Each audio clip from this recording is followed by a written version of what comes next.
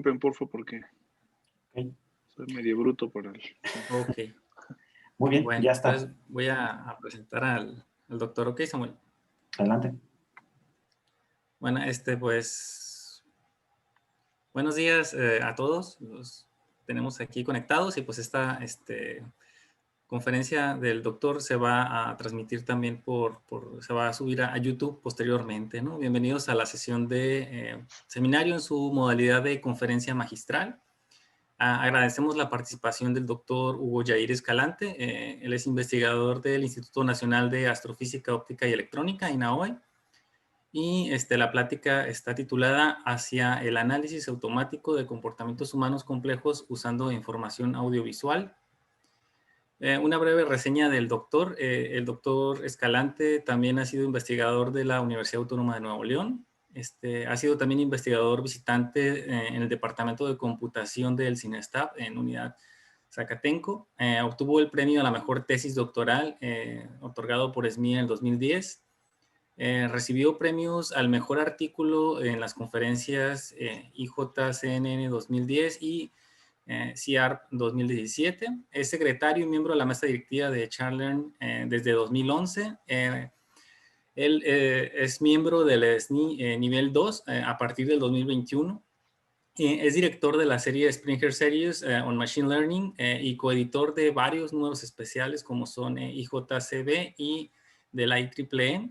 Ha fungido como Area Share en NIPS y NeuroIPS desde como Competition Share en las principales conferencias de aprendizaje computacional como NeuroIPS, ICPR, FG y IJCNN. Agradecemos mucho al doctor Hugo su participación y adelante, doctor. Sí, gracias. Muchas gracias, Miguel. Gracias por la invitación y felicidades por este esfuerzo. Creo que es un trabajo muy bonito y que puede tener un impacto pues muy, muy grande en la comunidad, ¿no? Entonces, felicidades y gracias. Les voy a platicar un poquito de trabajo que hemos hecho en el análisis de comportamiento humano a partir de información audiovisual. Entonces, quizás se sale un poquito de NLP, ¿no? Pero como verán, hay partes que están muy vinculadas, sobre todo por la parte de audio y texto que también manejamos. Entonces, este es un trabajo con mucha gente, como van a ver más adelante, y es un esfuerzo de varios años. Entonces, bueno, yo trabajo en un área que se llama Looking at People, ¿no? Y es una subárea de visión computacional en la cual lo que nos interesa es como analizar el comportamiento humano a través de información audiovisual, ¿no? Entonces, todo lo que tenga que ver con humanos y que estén siendo grabados o que los tengamos en imágenes, un video o su audio, ¿no? Entonces, aquí vemos el problema de reconocimiento de gestos.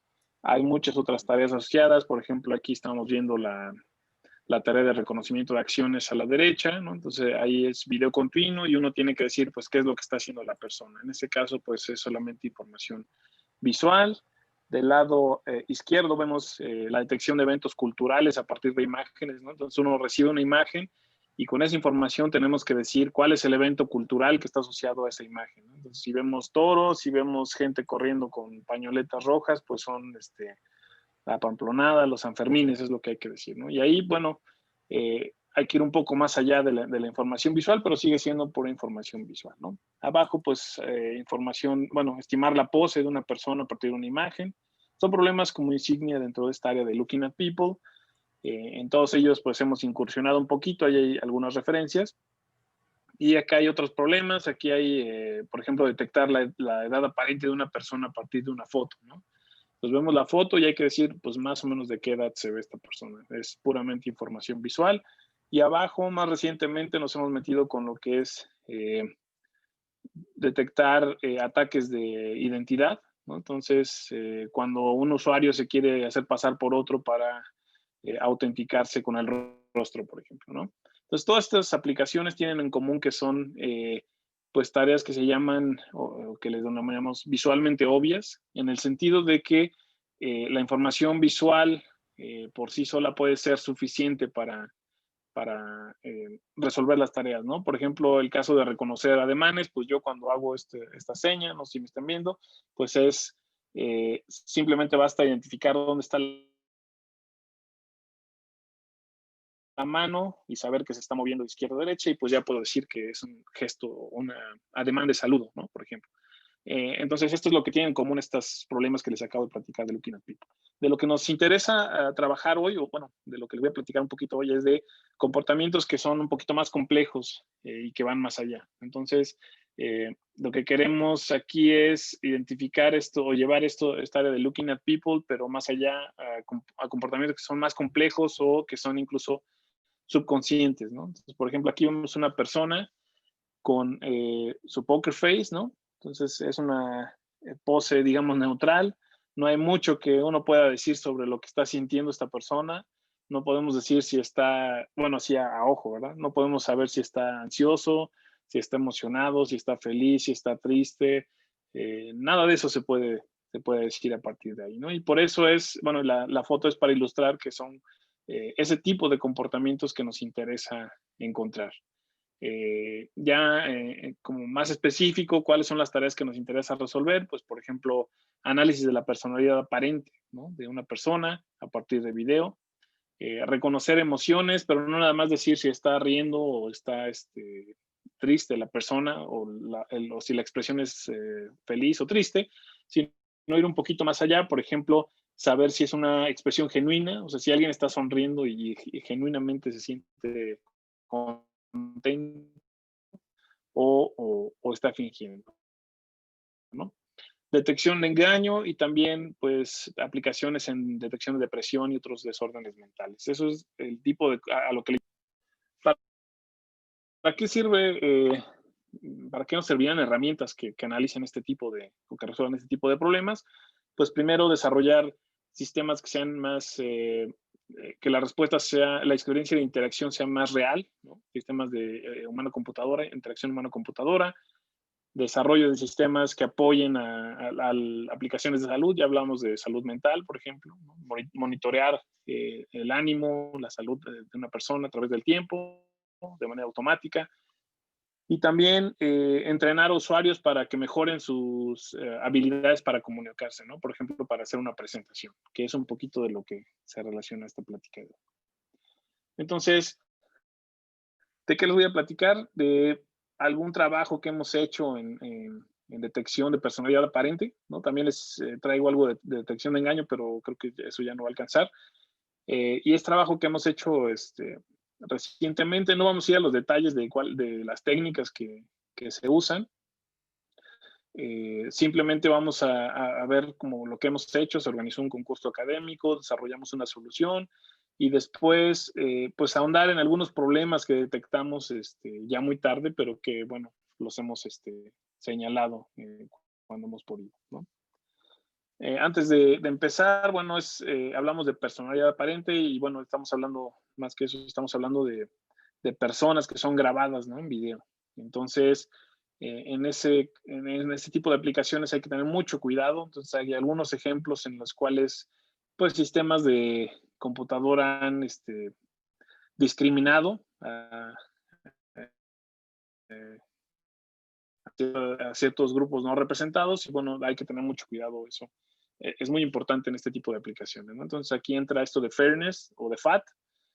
FAT, bueno, es un acrónimo que implica fairness, que se refiere a desarrollar sistemas que no discriminen a minorías que no son representadas en los datos o minorías en términos generales en la sociedad. Accountability, que se refiere a que los sistemas, bueno, uno debe saber, digamos, quién es el responsable de un sistema si está siendo discriminatorio, por ejemplo, ¿no? Entonces, ¿a quién le vamos a echar la culpa? ¿Al que lo programó? ¿Al que lo inventó? ¿Al que lo está usando? Etcétera, ¿no? Entonces, todo eso tiene que quedar bien claro. Y también transparencia, ¿no? Entonces, los modelos deben ser transparentes en el sentido de que debemos saber qué es lo que hay detrás de estos modelos, ¿no?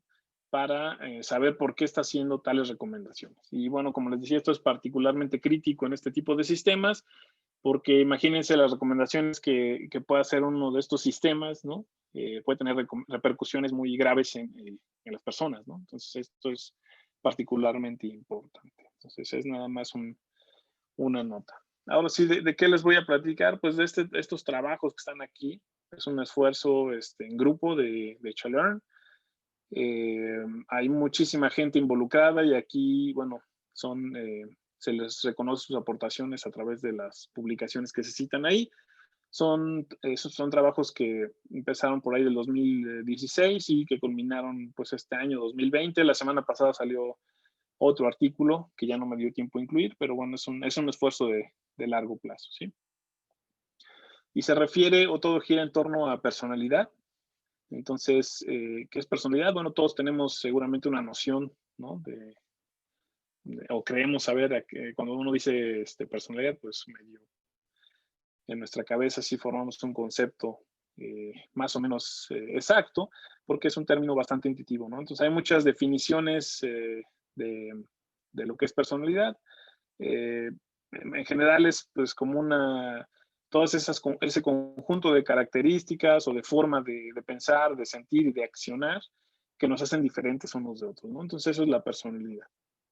Es quizás una definición vaga, pero como verán, pues ahí son como las definiciones que han adoptado la comunidad de psicología. Y bueno, al ser una definición así no exacta, pues la comunidad ha venido con pues ciertas taxonomías o ha tratado de caracterizar la personalidad para tratar de estimarla, ¿no? Hasta cierto punto de medirla, quizás, ¿no?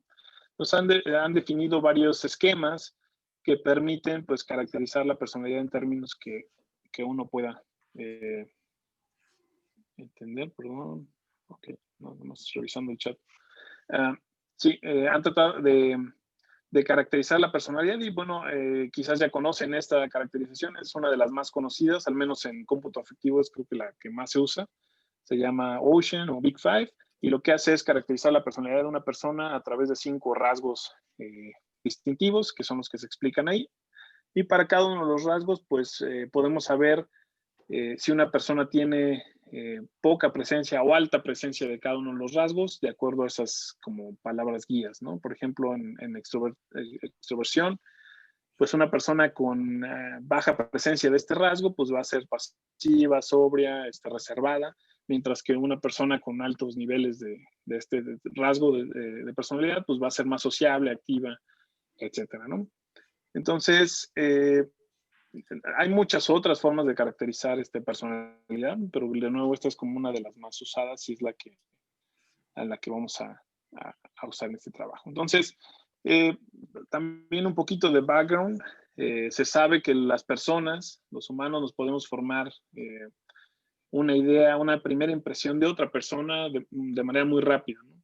Tan rápido como verlo 100 milisegundos, ¿no? En 100 milisegundos ya tenemos una primera impresión de una persona, de su personalidad, y es más o menos exacta, ¿no? Y si tenemos mucho más tiempo que eso, digamos unos cuantos segundos, pues nuestra percepción o nuestra primera impresión va a ser mucho mejor. Eso es lo que podemos hacer los humanos, ¿no? Entonces, lo que nos preguntamos aquí en este trabajo un poco es si los humanos pueden hacer eso, reconocer la personalidad o formarse una primera impresión tan rápido, ¿qué también una computadora puede hacerlo? ¿No? Y entonces, para responder a esta pregunta, lo que hicimos fue organizar un concurso académico, un challenge, en el cual queríamos explorar o ver qué tan viable es que pues programas de computadora, al ser expuestos a un fragmento de video donde habla una persona, pues qué tan buenos son para estimar los rasgos de personalidad. Y pues organizamos este concurso, como les decía, se desarrolló un conjunto de datos, se proveyó medidas de evaluación, una plataforma, organizamos varios talleres, workshops colocados con conferencias como CVPR, ICCB, entre otras. Y lo que queríamos hacer con los problemas que queríamos explorar con este concurso era primero, a partir de clips de video de 15 segundos, reconocer los rasgos de personalidad aparentes de una persona. ¿Sí? Estas Big Five, las categorías del Big Five, predecir un número real que indicara qué tan presente está cada uno de estos rasgos. Esa era la 1. La 2 era, a partir de estos videos, tratar de predecir si valdría la pena o no invitar a una entrevista de trabajo a una de estas personas, ¿no? Y finalmente, bueno, esto fue controversial, como vamos a ver más adelante. Finalmente, construir modelos que fueran explicables o interpretables, ¿no? Entonces, que uno pudiese saber cuáles son, por qué el modelo me está recomendando o no invitar a una persona a entrevista, ¿no? Y entonces aquí hay algunos videos, creo que no van a escuchar el audio, seguramente, pero bueno, de todos modos se los muestro. Y bueno, de lo que les voy a platicar en el resto de la plática, primero nada más brevemente el dataset, un poquito del concurso y después una solución que desarrollamos y los problemas que encontramos ahí, ¿no? Problemas abiertos que todavía... Entonces, como conjunto de datos, desarrollamos uno que al final contiene 10,000 videos cortitos de 15 segundos. Todos estos fueron tomados de YouTube, se etiquetaron con Amazon Mechanical Turk y se etiquetaron con una interfaz como la que se ve aquí en la parte derecha. A cada uno de los anotadores se le daban 2 videos y la persona pues tenía que decir cuál de los 2 videos tenía más presente cada uno de los 5 rasgos. Ahí están codificados como en un lenguaje como más casual, más cotidiano, para que los anotadores no tuvieran problemas. Y además, al final, les preguntábamos a quién de estos 2 personas invitarías a una entrevista de trabajo, ¿no? Entonces, ahí ellos tenían que anotar esto a pares. Se hizo de esta forma porque no teníamos suficientes recursos como para tener varios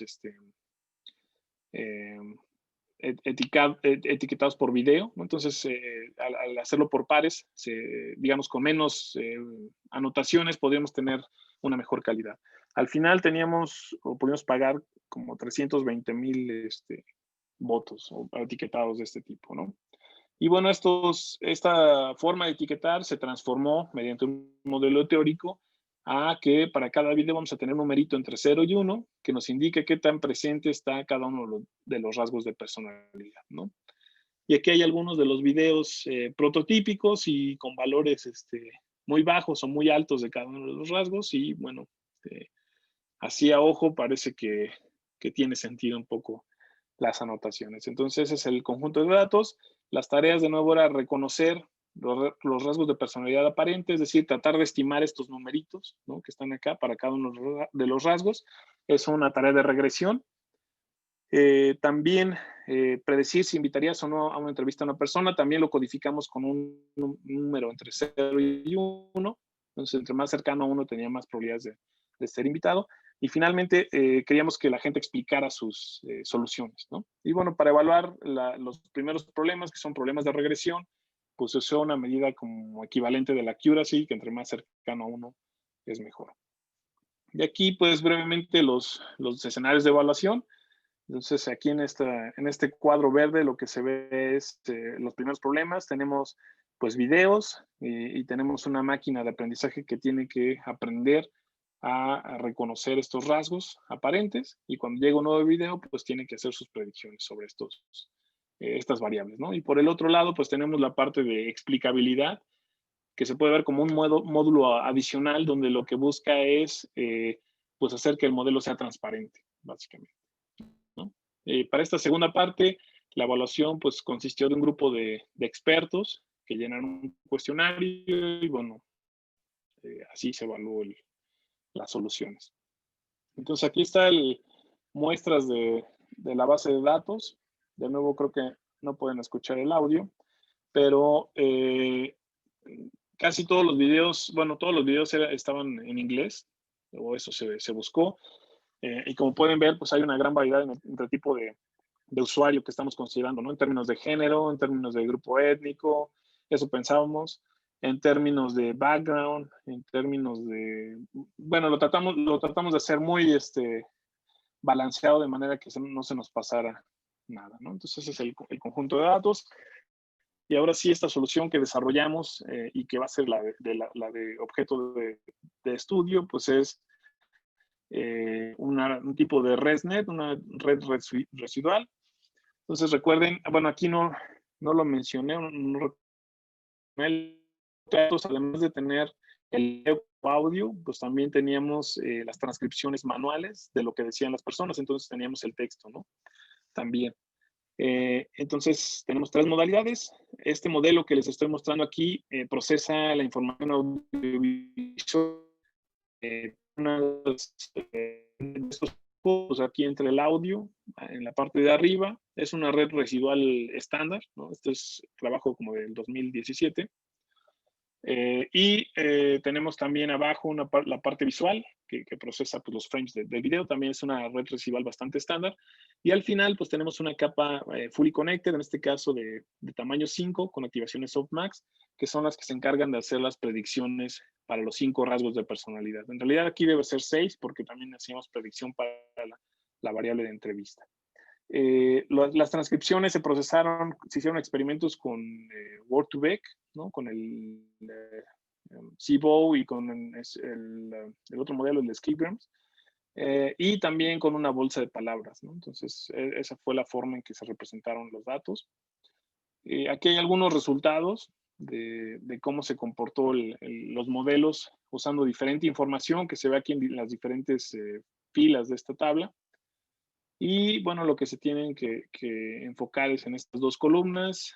Esta columna AB es el promedio, el average, sobre los 5 rasgos de personalidad, y la columna int, pues es el performance en la variable de invitar a entrevista, ¿no? Y entonces aquí, cuando nos referimos a language, pues es la bolsa de palabras que usa solo las transcripciones o la script through vectors, que es un tipo de embedding también que se consideró, y pues vemos aquí el desempeño que obtuvieron. También el audio, el usar solo la información visual, la audiovisual y combinar todo, que pues es lo que da mejores resultados, aunque no hay mucha ganancia en realidad de usar este modelo, digamos, multimodal a usar uno que solo es audiovisual, por ejemplo.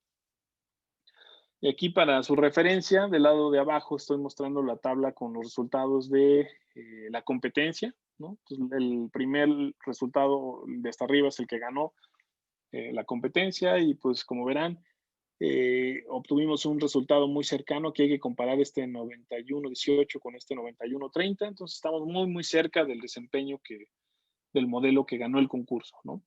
Pero bueno, no nos interesaba tanto el ganar el concurso con este modelo que desarrollamos, sino estudiar todos los problemas de posible sesgo y además hacer el modelo un poco explicable, ¿no? Entonces, pero bueno, aunque no fue nuestro principal objetivo, pues el desempeño es aceptable. Aquí lo que pueden ver es el desempeño de ese mismo modelo conforme yo le paso mayor información, ya sea visual o de audio, ¿no? Entonces, como recordarán, todos los videos tienen 15 segundos. Entonces, en el eje X, pues tenemos esos 15 segundos. Y en el eje Y, pues lo que tenemos es el desempeño del modelo cuando pues ha visto 1 segundo, 3 segundos, 5 segundos o 7 segundos de información, ¿no? Entonces, para saber cómo qué tanto afecta el que tengas más exposición o menos exposición a la información del usuario. Y aquí pasa algo muy interesante. Con el audio, por ejemplo, se puede ver que si vemos muy poquita información, hay mucha diferencia cuando yo veo el video completo, ¿no? Entonces, por ejemplo, desde punto 8 de performance sube hasta punto 9, esto es una décima de performance o 10 puntos porcentuales, si lo quieren ver así, de que dependen de si yo tengo más exposición al audio, ¿no? Entonces, este es un resultado interesante. Necesitamos más audio para tener mejor precisión. Por el lado visual ocurre lo opuesto. Aquí, bueno, a pesar de que se ven más separadas las líneas, pues pueden ver que por la escala, pues que básicamente da lo mismo si veo 1 segundo de video a si veo los 15 segundos de video, ¿no? La diferencia es en el rango de las centésimas, ¿no? Entonces aquí es interesante, para la parte visual parece que con ver unos cuantos frames es suficiente, y para la parte de audio pues sí necesito más información, ¿no? Entonces fue un post-análisis. Aquí hay algunos experimentos adicionales, pero no quiero enfocarme en performance, ¿no? Entonces tenemos un modelo que funciona decentemente o con desempeño satisfactorio, pero ¿es eso suficiente para resolver el problema o estamos cerca de resolver el problema? Pues la respuesta es no. Como les decía, organizamos este concurso en 2016-17. Y bueno, lo hicimos con la mejor intención del mundo. Formamos el dataset tratando de evitar cualquier sesgo, pero al final recibimos algunas críticas y algunas muy válidas sobre sesgos potenciales de este conjunto de datos, ¿no? Entonces, lo que hicimos fue analizar el sesgo, el sesgo potencial que podría tener esta base de datos, y pues descubrimos algunas cosas interesantes, como esto que estamos viendo aquí, ¿no? Entonces, aquí estamos viendo para la variable de invitar a entrevista, lo que estamos viendo es el rostro promedio de los 100 videos con bueno, que fueron anotados con los valores más bajos y más altos de esta variable, ¿no? Entonces, lo que se hizo pues fue identificar estos 100 videos con valores más altos y más bajos, se centró la imagen, se centró la imagen y se hizo un promedio de esa imagen o de este rostro que ya estaba alineado, digamos, y es lo que estamos viendo aquí. Entonces, cosas interesantes que podemos ver acá es que aquellas personas que recibieron bajos valores de este rasgo, de esta variable, pues el background era como oscuro, son rostros como más masculinos, no sé si están de acuerdo en eso, es un poquito subjetivo, interesante y bueno, un poco desalentador, están cubiertos, ¿no? Es gente que usa como camisa, parece, o se cubre el cuello. Por otro lado, la gente que recibió valores altos para invitarlos a la entrevista, pues eran rostros más femeninos, con el background más claro y pues con el cuello un poco más descubierto, ¿no? Entonces, esto refleja que hay un tipo de sesgo en la información visual. Esto es analizando las anotaciones de las personas de Amazon Mechanical Turk. En audio vimos que pasó algo similar, ¿no? Aquí no soy un experto en audio, pero se hizo lo mismo. Este es un espectrograma para los mismos 100 videos que tuvieron los valores más bajos y más altos. Y aquí lo que pueden ver es que los que recibieron valores altos de invitarlos a la entrevista, pues están asociados a frecuencias más altas, ¿no? Entonces alguien decía por ahí que estos valores están asociados más a voces femeninas, más agudas, ¿no? Entonces sí hay un sesgo ahí que parece favorecer al género femenino.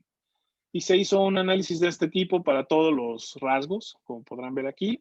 Y bueno, no voy a ir a los detalles, pero sí encontramos pues ese tipo de cosas, ¿no? Entonces, por ejemplo, aquí extroversión, pues parece que la sonrisa es la clave, ¿no? El pelo largo. En fin, bueno, es un poco de lo que encontramos en los datos. El problema no fue nada más que encontramos eso en los datos, sino que cuando evaluamos este modelo que les acabo de explicar, pues heredó los mismos sesgos que tenía el dataset, ¿no? Entonces aquí estamos viendo en la figura A un poco otra vista de lo que les acabo de explicar de los sesgos en el dataset, y abajo son los sesgos heredados del modelo, ¿no? Entonces, como pueden ver, pues es prácticamente lo mismo lo que estamos viendo, ¿no? Entonces, parece que sí hay bueno, el modelo está heredando el sesgo de los datos. No es sorprendente porque si los datos están mal, pues el modelo, si no tiene un mecanismo que le permita evitar esto, pues no va a poder deshacerse de esos sesgos, ¿no?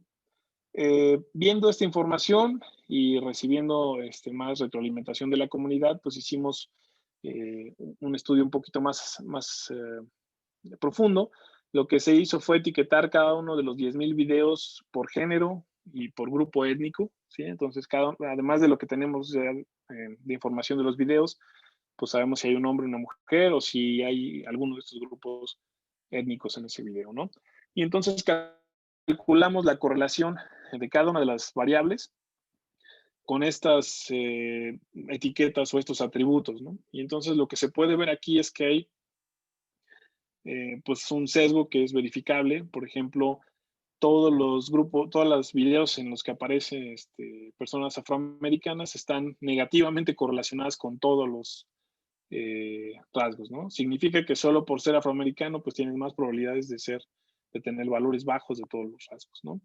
Y justo lo opuesto ocurre con si eres caucásico, ¿no?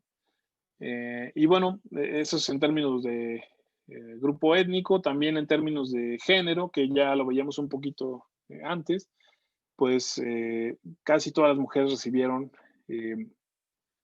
valores, o hay una correlación positiva, entonces era muy probable que solo por ser mujer recibieran un etiquetado o valores altos de estos rasgos, ¿no? Entonces aquí pues está ilustrando pues los problemas del dataset. Es claro que hay un sesgo, ¿no? En términos de estas dos variables, y esto proviene de las etiquetas que se generan con Amazon Mechanical Turk, ¿no? Aquí otra ilustración del sesgo de este conjunto de datos. Aquí en las líneas sólidas estamos viendo, analizando las etiquetas, ¿no? Y en las líneas punteadas estamos analizando el modelo, los sesgos del modelo, ¿no? Entonces podemos ver que pues hay una discrepancia solamente en esta línea roja, que serían las mujeres, pero por lo demás se alinea muy bien, o sea, el modelo está heredando los sesgos del conjunto de datos, ¿no? Y interesante, bueno, digo, no digo que sea bonito, pero los sesgos de los anotadores se correlacionan con estas, pues, digamos, reglas que no escritas sobre contratar personas, ¿no? Por ejemplo, las mujeres que tienen alta chance de ser contratadas, de acuerdo a estos etiquetados, pues son mujeres entre los 19 y los 30 y tantos años, ¿no? Y hombres que tienen más chance de ser contratados, pues son mayores de 45 años, ¿no? Algo así. Entonces, viendo estos sesgos, estos problemas con el conjunto de datos, pues, y bueno, siendo este un problema muy relevante, lo que quisimos explorar es el desarrollo de estos modelos que fueran explicables e interpretables, y a lo mejor, bueno, esto con el objetivo de pues tratar de entender por qué están pasando estos sesgos, ¿no? Y tratar de entender cómo podemos aliviar o cómo podemos subsanar estos problemas. Para eso, pues estaba el track de explicabilidad, donde lo que queremos hacer es básicamente esto que se ve en la figura, ¿no? Tenemos este modelo complejo que son millones y millones de parámetros, pero no sabemos mucho de lo que pasa dentro, ¿no? Entonces queremos pues saber qué es lo que nos puedes decir, modelo, de cómo estás tomando las decisiones. Entonces hicimos algunos análisis, digamos, básicos. Esto tiene ya algunos años, entonces a lo mejor les parece un análisis sencillo, pero es muy intuitivo y muy revelador. Por ejemplo, aquí lo que hicimos fue un estudio de oclusión. Lo que se hizo fue tapar el video con máscaras de tamaño 10 por 10 píxeles, ¿sí? Tomamos la imagen y entonces tapábamos una ventanita y hacíamos que el modelo hiciera una predicción. Después movíamos la ventana y el modelo hacía su predicción. Y así barrimos la máscara de 10 por 10 sobre toda la imagen. Y lo que están viendo aquí es qué tanto difiere la predicción del modelo que ve la imagen sin oclusión contra cuando usa oclusiones, ¿no? Entonces aquí en más rojo es donde hubo más diferencia y bueno, puede interpretarse como que esas zonas fueron más importantes para el modelo para tomar la decisión, ¿no? Y aquí cosas interesantes que se pueden ver, bueno, pues el rostro es uno de los rasgos más importantes. Por otro lado, en la parte de abajo a la derecha, pues también parece que el background, ¿no? Hay una conversación ahí detrás, parece que también fue relevante para el modelo para hacer la decisión. En la parte de arriba izquierda, pues sesgo no deseado, ¿no? De que parece que el ver esta parte del cuello en la chica hizo que, o sea, fue una característica muy importante para el modelo, ¿no? Entonces, eso podemos ver de este análisis. Y se hizo eso mismo, pero ahora lo hicimos por cada uno de los rasgos, ¿sí? De personalidad. Y además lo que se hizo fue dividir la zona de la imagen en diferentes regiones, ¿no? Por ejemplo, el background se aisló, los ojos y cejas se aislaron, la nariz se aisló, etcétera, ¿no? Y entonces lo que están viendo aquí es, entre más rojo sea, es un análisis similar, entre más cercano al rojo esté el segmento, la región, significa que esa región fue más importante para clasificar o reconocer ese rasgo, ¿no? Y aquí de lo interesante es que, por ejemplo, para extroversión, pues básicamente el background era lo que era más informativo, ¿no? Entonces solamente con ver el background ya puedes decir si una persona es extrovertida, introvertida, al menos en este dataset, ¿no? También este rasgo de apertura, ¿no? Por el otro lado, en el otro extremo, pues parece que la boca y las cejas son muy importantes para ese rasgo, perdón. ¿Qué más? Algo interesante. La nariz parecía no nada interesante para ninguno de los rasgos. Y en fin, bueno, es el tipo de análisis que nos permitió pues entender un poquito qué es lo que estaba pasando detrás del modelo. Se hizo lo mismo con audio, no voy a ir a los detalles. Aquí vemos las frecuencias, pues también cuáles están más asociadas positivamente o negativamente, aquí como pueden ver. Y por ejemplo, podemos ver que para el rasgo de extraversión, que es lo que está aquí abajo, pues las frecuencias bajas es lo que te permite reconocerlo, y para casi todos los otros rasgos, pues las frecuencias altas es lo que te permite reconocer esto. Se hizo un demo, no les voy a pasar este demo porque me tomaría algo de tiempo, pero básicamente, bueno, lo pongo mientras. Lo que se hizo este fue un demo en NIPS 2016, y lo que hacíamos era tener un avatar que le preguntaba a una persona, dime 15 segundos de tu vida. Y entonces este demo empezaba a grabar a esta persona, y bueno, le hacía, usando este modelo que les acabo de contar, pues este modelo hacía la predicción. Aquí me voy a mover un poquito más por acá. Aquí está Sergio, que es uno de los líderes del proyecto, pues grabando su video, y después, bueno, el modelo pues le decía, o le hacía una predicción de los rasgos de personalidad aparente, esto que están viendo aquí, ¿sí? Entonces aquí en la parte derecha pues ven como cuáles son las predicciones del modelo, y del lado izquierdo pues hicimos una cosa muy sencilla. Se asoció la salida de estos rasgos con perfiles de trabajo, ¿no? Y entonces aquí le decíamos, pues tú deberías ser un buen administrador, por ejemplo. Y además tu personalidad se parece a la de esta persona. Aquí hicimos una caracterización de algunos de los famosillos que van a NeurIPS, ¿no? Y entonces, pues de acuerdo a este análisis, pues su personalidad se parecía a él, ¿no? Entonces este fue un demo que se presentó ahí y que ilustraba pues esta parte de explicabilidad. Bueno, ya no lo mostré. Bueno, entonces, ¿qué podemos concluir de esto? Como les decía, aprendimos varias cosas en términos del concurso y de los datos, pues que los sesgos, aun cuando uno trata de diseñar un conjunto de datos que no tenga sesgos, o que trates de incluir a todo el tipo de gente y de todas las edades, es muy difícil garantizar que el conjunto de datos esté libre de sesgo, ¿no? Y lo peor es que los sesgos pues, son heredados por los algoritmos de aprendizaje si no hay mecanismos que te permitan evitar esto, ¿no? Las soluciones que tuvieron éxito en términos de performance pues fueron la mayoría basadas en Deep Learning. Sin embargo, bueno, no hubo mucha participación en el track de explicabilidad, ¿no? Yo les platiqué del baseline, pero solamente tuvimos 2 soluciones que intentaron hacer algo de explicabilidad, ¿no? Entonces falta mucho por hacer ahí.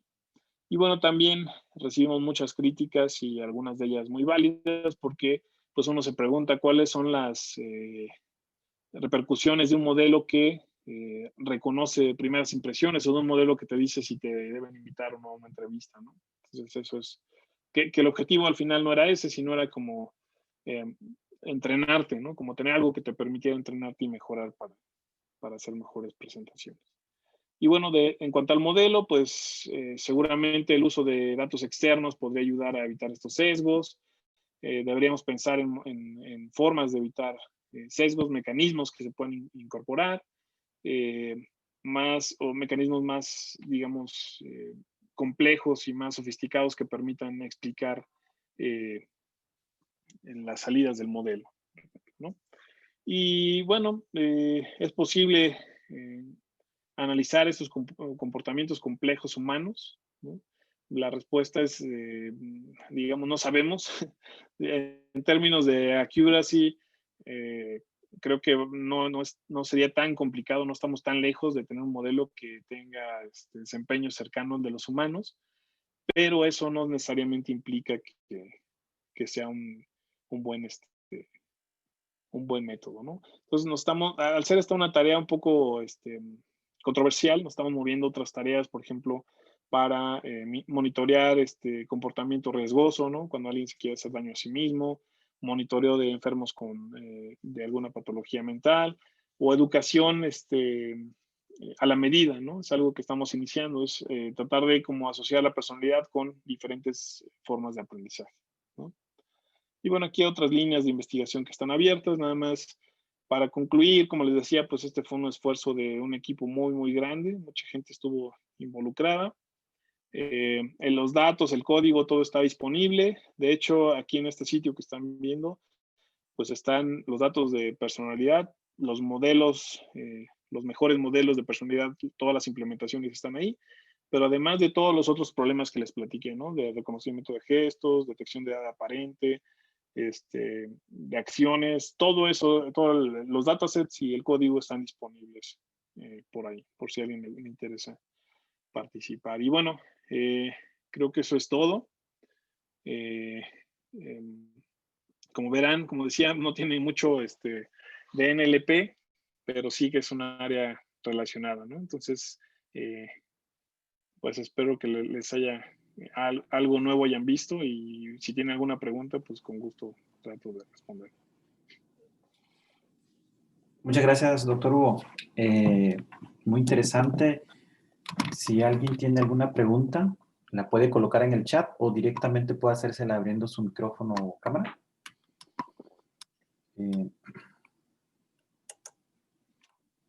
Mientras se animan las preguntas, yo tengo perdón. Adelante, Jorge. ¿Qué tal? Buenos días a todos. Primero, felicidades a Hugo por su trabajo, que siempre es muy bueno, y felicidades, Hugo, por este trabajo que nos presentas ahorita. Gracias, Jorge. Ya lo comentabas en tu presentación, por ahí los modelos tienen una exactitud aceptable, cercana a la que un humano puede tener, ¿no?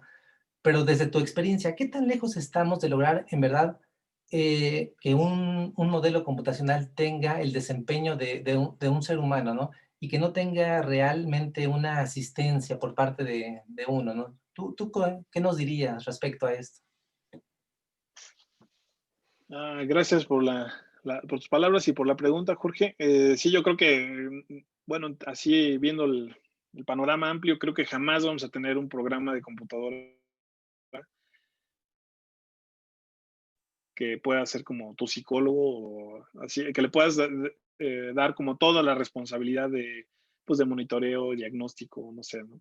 Sí, creo que estamos cerca de tener herramientas que le puedan servir a un experto, ¿no? A lo mejor que un psicólogo vea la respuesta de esto y con base en eso diga, bueno, esto sí, esto no, qué sé yo, pero cosas completamente autónomas en este tipo de aplicaciones, pues creo que estamos bastante lejos, ¿no?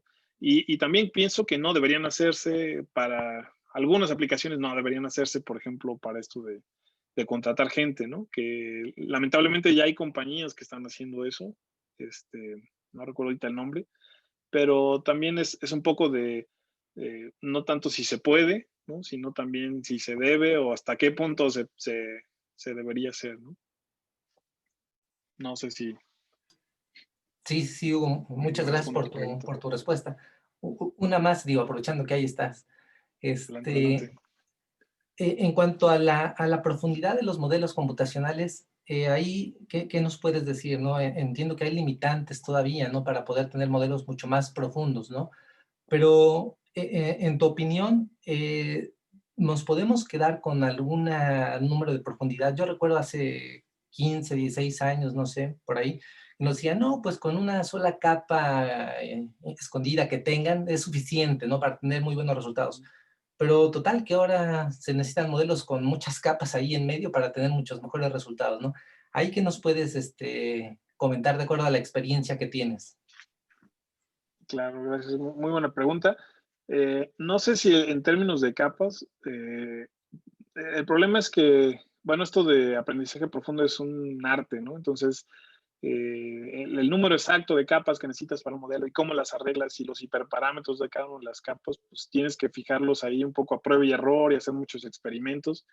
Entonces, eso es un problema abierto en todo lo que es aprendizaje computacional. En estos problemas en particular, yo creo que más que ese problema, el problema es que no tenemos muchos datos etiquetados, y cuando los tenemos, pues el etiquetado puede ser ruidoso como este, ¿no? Entonces, creo que lo que falta a lo mejor no es tanta la profundidad, sino pues primero la forma de arreglar estas redes para que procesen información de múltiples modalidades, audio, video y texto, y que lo hagan, bueno, que la combinación sirva. y que el etiquetado, sobre todo que los datos, el etiquetado sea confiable y que tengas muchos datos, ¿no? Porque, por ejemplo, para estas bases de datos de ImageNet, donde pues el desempeño ya es superior al humano, pues sí, pero tienes 3, 4 millones de imágenes etiquetadas, ¿no? Entonces, aquí tenemos 10,000 videos y ya vimos que están mal etiquetados y además es un problema mucho más complejo, ¿no? Entonces, yo creo que ese es uno de los problemas más graves. Gracias. Ok, Hugo, pues muchas gracias por tus respuestas. Te envío un abrazo y saludos a todos. Gracias. Gracias, Jorge. Muchas gracias, doctor. ¿Alguien más que tenga comentarios, preguntas? Doctor, bueno, aprovechando que ya no comentó otro compañero, no, pues muchas gracias por la presentación, doctor. Muy interesante estos modelos que ahora sí que explican, ¿no? Precisamente las razones, ¿no? Por las cuales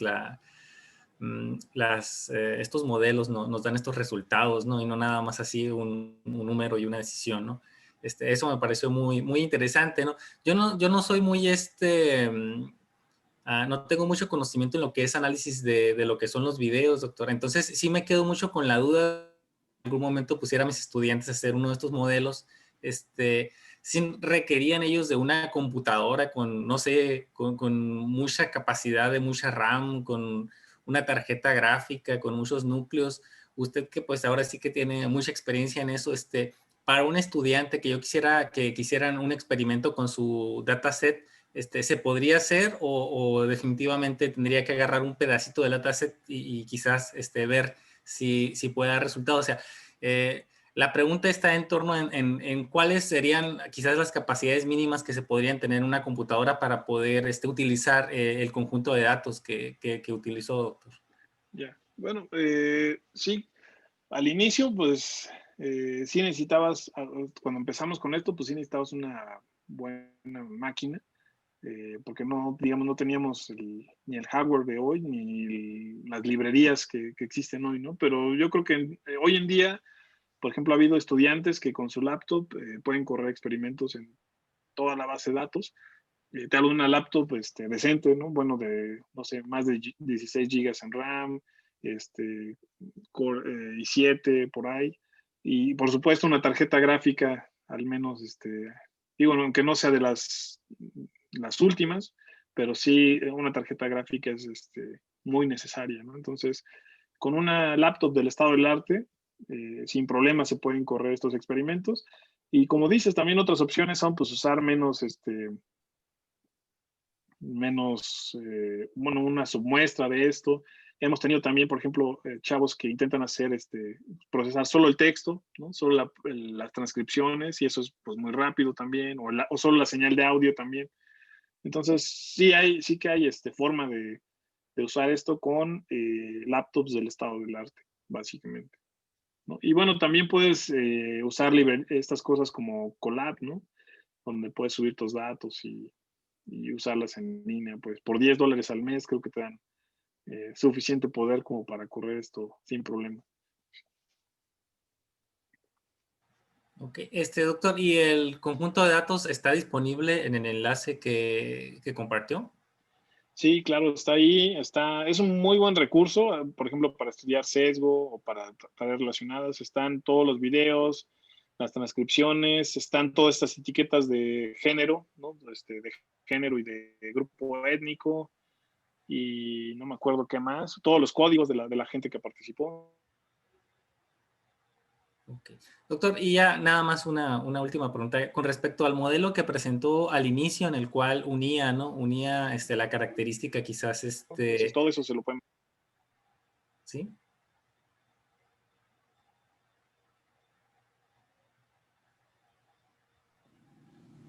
Parece que se fue el audio, quedaría. ¿no? Perdí un poquito, A ver, ya volvió. Sí, ¿sí nos escuchas, Hugo? los perdí un poquito. Ok. Yo sí. Perdón, Okay. los perdí. Sí, como que se congeló Pero un ya los poco. escucho bien. Ok. Sí, doctor. Lo que le preguntaba era con respecto al al modelo que nos presentó, en el que se hacía la unión de las características a una red conectada completamente, una fully connected. Ahí la duda que tenía nada más es, ¿hay otras formas de unir?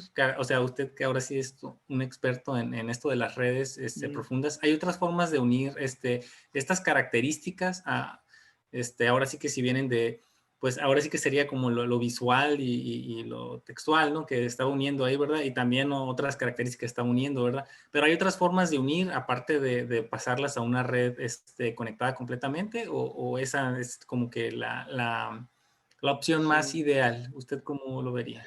Pues casi todos lo que hacen siguen como esta arquitectura, como que tienes flujos separados y en algún momento vas uniendo las cosas, ¿no? Entonces, la forma en que difieren lo que se hace en Deep Learning para fusión de información es como cómo haces ese modelo de fusión. Aquí creo que nada más era una capa fully connected al final que combinaba todo, pero hay gente que tiene como haz de cuenta que ahí le mete otra red chiquita, ¿no? Y entonces tienes como otra red que aprende la fusión. Hay gente que lo hace en serie, hay gente que usa estas gated units, ¿no? Estos trabajos son muy interesantes porque haz de cuenta que puedes decir, pues ahorita veo que el audio es muy informativo, entonces solo uso el audio, ¿no? O ahorita estoy viendo que el video es muy relevante para el modelo, entonces solo uso el video. Y eso lo aprende a hacer el modelo solito, ¿no? Con estas gated units. Pero sí, casi todo lo que hay en fusión de información de modelos profundos sigue esta forma, digamos, general de que empiezan con streams separados y en algún momento empieza a haber a combinarse en capas de parámetros. Sería algo así como quizás utilizar estas cabezas de atención, estos modelos de atención que utilizan ya las últimas arquitecturas para ir detectando qué es lo más importante, algo así como por ese estilo. Eso suena muy padre. Sí, no sé si ya vi algo o es porque lo pensé o porque tú lo dijiste, pero sí hay o debe haber trabajos que buscan esta atención como multimodal, ¿no? O sea, como hacer un match de palabras o de cosas que dice la persona a partes del video y viceversa, ¿no? Como partes del video que estén relacionadas con palabras o con fonemas del video. Digo, no sé si es algo que me parece que ya vi algo así, pero igual y no me estoy sesgando por lo que acabas de decir. No me creas mucho. No, pues muchas gracias, doctor, por la respuesta y por la plática. Gracias. Muy bien. Gracias. Muy bien. Aprovechando, también tengo unas preguntas. Sí. Una sería en relación al etiquetado, ¿no? Son 10,000 videos etiquetados. Entonces, esto lo hicieron por Mechanical Turk y una de mis preguntas es, ¿cuánto costó, no? Porque ese sería algo como relevante. No recuerdo exactamente el monto, pero sí eran cientos de miles de dólares, ¿no? No recuerdo exactamente. Al final se pagaron 320 y tantos mil etiquetados y creo que se pagaban, no sé si entre 50 centavos y $1 por video. Entonces sí fueron pues como más de $200,000 para hacer esto, ¿no? Porque pues es un etiquetado un poquito más complejo, la persona tenía que ver todo el video, no podía etiquetar antes de ver todo el video, entonces pues eran tareas caras, ¿no? Hay otras tareas que cuestan 1 centavo o 2 centavos, ¿no? Pero esta sí fue cara. Entonces sí fue un proceso bastante costoso, pero bueno, hubo ahí algunos sponsors que cooperaron con esto, ¿no? Microsoft en particular dio mucho dinero para el recurso. Oh, okay. Sí. Otra, pregunta, comentario, ¿no? Comentaba lo del sesgo, ¿no? Que, sería complicado, creo, quitar el sesgo más cuando se está trabajando con los rasgos y que otra persona lo esté etiquetando, ¿no? Porque igual un humano puede equivocarse, tú ves a la persona y dices, está seria, es introvertido, pero está ser que no, que es su cara, pues, pero al final tiene otros comportamientos, ¿no? Entonces, quitar el sesgo, sí. pues, va a ser complicado, ¿no? Aquí mi pregunta sería, ¿cómo podríamos, mejorar un poco este desarrollo que la verdad está muy interesante, ¿no? Claro, claro, es muy buena pregunta. Aquí, de forma truculenta, añadimos la palabra aparente. No sé si vieron, es personalidad aparente, para referirnos a qué es lo que se percibe, ¿no? Entonces ya un poquito para quitarnos, o sea, que no es la personalidad real, pero claro, para, digamos, quitarnos, hay muchos sesgos aquí, como bien comentas, o sea, el etiquetador, a lo mejor para él, si alguien se ríe, pues ya es extrovertido, y para otro a lo mejor no. Entonces estamos en los sesgos del propio anotador, que es formas de evitar eso. Etiquetado, pienso yo, es pues tener información de los rasgos verdaderas por un psicólogo a través de cuestionarios, como se hace, como se debe hacer, pues, ¿no? Y cruzarla con etiquetados de este tipo. Imagínate que tienes tanto la personalidad aparente como la personalidad real para que sean poquitas videos, ¿no? Pues a lo mejor a partir de eso puedes ir extrapolando, ir aprendiendo como cuál es la calibración que debe haber entre lo que anota un Amazon Mechanical Turker y lo que te dice un psicólogo, y a lo mejor eso lo podrías después extrapolar al dataset. Eso es algo que está interesante, pues. Y sí hay gente trabajando en eso, en personalidad real, no aparente. Ok, gracias, Hugo. Bueno, parece que ya no hay más preguntas, así que queremos agradecerte, Hugo, por esta charla muy interesante. Ojalá en un futuro puedas volver aquí en LP Webinars, ya con otros avances y los puedas compartir. Entonces, te agradecemos mucho que hayas estado con nosotros. Y bueno, claro que sí, muchísimas gracias. Sí, cuando quieran. Muchas gracias, Doc. Bueno, muchas gracias a todos y los esperamos ya el siguiente año. Esperemos continuar con esta iniciativa. Por lo pronto, el video del doctor Hugo va a estar en línea en YouTube más tarde. Y bueno, nos despedimos. Aquí suspendemos la grabación